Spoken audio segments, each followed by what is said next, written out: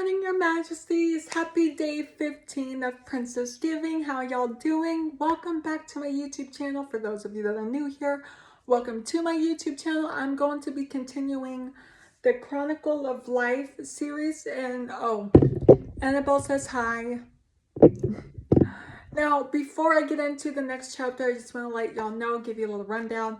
The reason why I chose this series is because I am meeting Adam McIntyre on February 25th, and I'm so excited. And his tour is called the Chronicle Online Tour. So I think it's appropriate that I'm reading the Chronicle of Life series. So yeah, so I'm reading the Chronicle of Life series, inspired by Adam McIntyre. Well, he inspired me to do it. So Adam McIntyre, thank you. So here's the next chapter. Okay, chapter 14. This one's called Runaway. Okay, and it goes, the doctor who bandaged the wound up had changed to a female doctor. Wait, what? Elena was nest in Oswald's arms. As long as Oswald wanted to leave, she would say she had a headache. She pulled Oswald's clothes and called out Vanessa's name. She looked terrified, as if Vanessa was right in front of her, about to kill her. The juice of the weeds had already seeped into the wound, and Elena did not cooperate with the treatment, so the doctor could only disinfect it simply and apply the medicine again. After the stimulation, Elena became more fragile.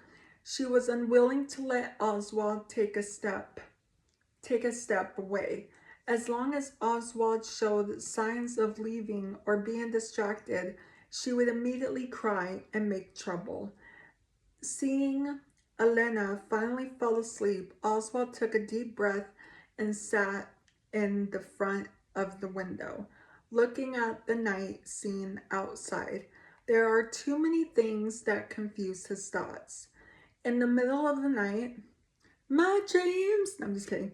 In the middle of the night, Oswald was lying on the hospital bed.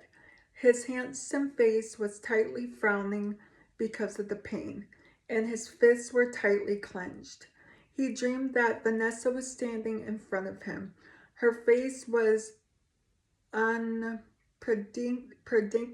pale, and her body emitted bursts of cold air. She spoke of her love in a familiar voice. He saw that Vanessa suddenly stretched out her hands and grabbed his neck. Oh no. Here, let me fix this. The strength in her hands grew stronger and stronger, wanting to kill him and elope with Curran. After a night of nightmares, Oswald looked very terrible, especially when Oswald realized that the suffocating feeling came from the tie wrapped around his neck. He was more angry. Oswald, didn't you sleep well? Elena's face was pale, causing Oswald to frown. He thought that it was Vanessa who appeared in front of thinking of this. He couldn't help but laugh mockingly. Vanessa was at home now and had a comfortable life. She was probably crying to get Elvira to get her elope with that man. However, he didn't know that the darkness had buried all the secrets. I'm going to the company. I'll bring you back whatever you want to eat. Oswald did not notice his perfunctory treatment of Elena and only hurriedly left the room. Elena still had a sweet smile on her face and watched the man go out. Then the smile on her face disappeared. Oswald's heart would still be easily moved by Vanessa. Elena called Elvira and said, "How is that thing going?" Miss Martha, don't worry, everything's been arranged. Elvira's voice carried a flattering smile. Cool. Oswald took care of Elena in the hospital for a week. Oswald became thinner and thinner. Even the black circles on his face were thicker. He looked very tired. He had been tortured by nightmares. Night after night, Vanessa would appear in his dreams on time, giving him a feeling of discomfort and a chill day after day. Even though he was a little uneasy, Oswald could not go back to the villa for no other reason. Elena could not do without him now. In the middle of the night, Oswald once again appeared in a dark place. The surroundings were very hot. Vanessa was standing in front of him with a bright smile on her face. Oswald, I love you very much. Oswald's face was gloomy, and his eyes were filled with impatience. Nobody loves you more than me, Mr. Simon. Jeez. The smile on Vanessa's face gradually collapsed, and her skin and flesh fell one by one. What? I can't accompany you anymore. I've already given you everything. Deep into the sight, Oswald suddenly opened his eyes and swept his sharp gaze across the board. He now had a feeling of unease. Looking at Elena, who was still asleep, Oswald got up to put on his coat, left the ward gently, and drove back to the villa. He needed to see Vanessa to calm his heart. The villa was completely silent. Jeez. Oswald unlocked his fingerprint and went upstairs along the stairs in the darkness, arriving in front of Vanessa's room. When his fingertips touched the door handle, Oswald felt a sense of cowardice that he hadn't experienced in a long time. The door opened. Oswald looked at the bulge on the bed and thought he was overthinking it.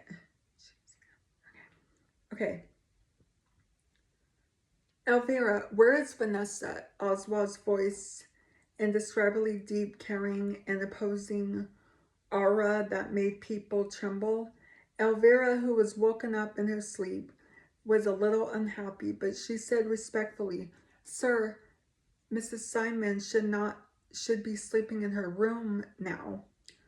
Come up. Elvira was so scared that her hand trembled. Her phone fell to the ground. Why did Oswald come back at this time? As she hurriedly walked upstairs, Elvira looked at the doll in Oswald's hand in horror. She lowered her head, and her nervous teeth were trembling. Sir, why did you suddenly come back? Oswald's big hand was tightly pinching the doll, and he was extremely furious. He couldn't eat well or sleep well in the hospital. He was so concerned about Vanessa all the time. But when he came back, he actually found that Vanessa had escaped. View the surveillance video around the villa. I want to see where Vanessa can go. Oswald clenched his fist tightly. He won't let them go when he caught them. He would break Vanessa's legs and lock her up in the villa so that she wouldn't be able to go anywhere. Oh my. This series is getting intense, don't you guys think? Well, that's what my channel's about. But anyway, I hope you guys enjoyed today's video. That's going to be it for today. But I will be back tomorrow. So if you're new here, hi, I'm Princess Peyton. Hit the red button to become your majesty and hit the bell notification so you're notified every time I upload a video. And I love you guys so much. You guys are the best human beings ever made. And you're the king of my heart and the song of lyrics of Taylor Swift. And I will see you guys in tomorrow's video. Okay, love you. Bye. Annabelle says she loves you too. Love you guys. Be good. Bye.